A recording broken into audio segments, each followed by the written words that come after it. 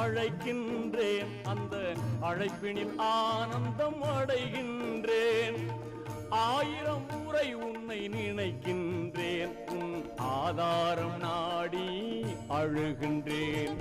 ஆசையுடன் உன்னை நாடுகிறேன், அந்த ஆர்வத்திலேதான் பாடுகிறேன். இறைவா உன்னை தேடுகிறேன், அந்த ஏக்கத்திலேதான் வாடுகிறேன், அந்த ஏக்கத்திலேதான் வாடுகிறேன், அந்த ஏக்கத்திலேதான் வாடுகிறேன்.